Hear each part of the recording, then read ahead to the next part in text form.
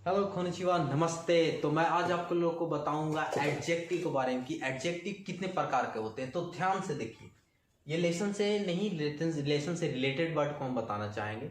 यानी यहाँ पे क्या बताना है, एडजेक्टिव।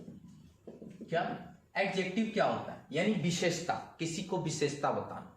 जैसे आम मीठा है, आम कैसा, खट्टा भी हो सकता है। यानी किसी का विशेषता बताए तो उसको एडजेक्टिव बोलते हैं हिंदी में। चलिए, तो ये एडजेक्टिव होता है कितनी तरह से, इसको जानते हैं। तो जापानीज में एडजेक्टिव दो तरह के होते हैं। एक को बोलते हैं ना एडजेक्टिव। क्या बोलेंगे? ना एडजेक्टिव। और एक को बोलेंगे ई एडजेक्टिव। अब बोलेंगे सर ई एडजेक्टिव ना एडजेक्टिव क्या है? तो आप ध्यान से देखिएगा। ना एडजेक्टिव यानी एन ए एडजेक्टिव और ई एडजेक्टिव, ठीक ना, ये कैसे पहचानेंगे? तो आपको वोकैबुलरी में रहेगा। आप टेलीग्राम पे जाके देख सकते हैं या आप मीना निहंगो बुक खोलकर देख सकते हैं कि कहाँ पे किस किस विशेषता का बात। जैसे बुढ़ापा, ठीक है ना, हैंडसम, ठीक है, फेमस, सुंदर, दयालु, ये सब क्या विशेषता है। तो ये सब क्या है, तो कुछ कुछ हम जो मीनिंग है आपको यहाँ पे लिखा देते हैं। चलिए, जैसे कि हैंडसम, सुंदर, तो हैंडसम को बोलते हैं हानसामू। हानसामू, हानसामू का मतलब होता है हैंडसम। निगियाका, निगियाका, निगियाका का मतलब क्या होता है? भीड़ भाड़। सीजुका, सीजुका, सीजुका का मतलब होता है शांति, ठीक है ना, शांति इलाका, शांति जगह। निगियाका का मतलब होता है भीड़ भाड़, भीड़ भाड़। और हानसामू का मतलब होता है हैंडसम।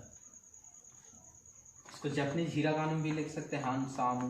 काताकाना में नी गी या का, नी ऐसे लिख सकते हैं, गी या का, सीजुका, सीजुका। तो ये सब जो मीनिंग है, तो जैसे कैसे यूज करेंगे, ठीक है।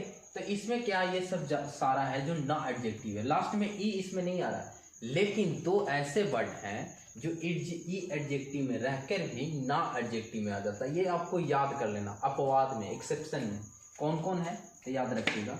एक है यू में, यू में, ठीक है। और एक और कौन सा है, की रे, की रे ई, यानी इसको बोलेंगे Y O U M E I, इसको की रे, की रे ई।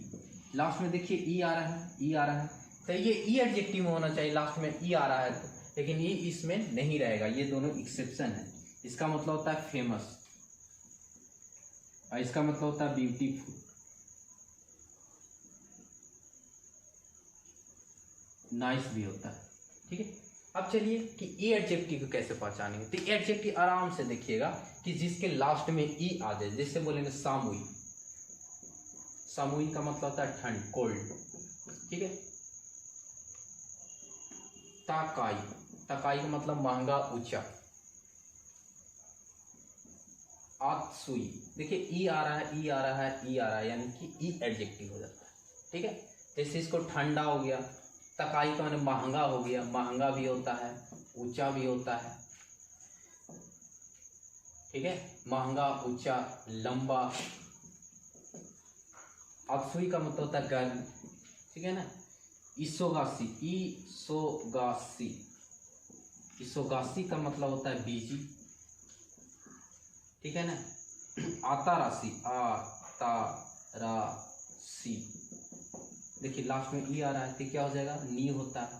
पुराना का होता है फुरुई, फुरुई, तो ये क्या हो जाएगा, ओल्ड, यानी पुराना। तो आपको पता चल गया हो कि ना एडजेक्टिव को कैसे पहचानेंगे, ई एडजेक्टिव को कैसे पहचानेंगे। यानी इसके ब्रैकेट में आप ना जोड़ दीजिए सब कि ना एडजेक्टिव है, ठीक है, समझने के लिए। ये क्या हो गया, ई एडजेक्टिव। अब इसे सेंटेंस कैसे बनाएंगे, तो ध्यान से देखिएगा। जैसे हम लिखेंगे कि रोहित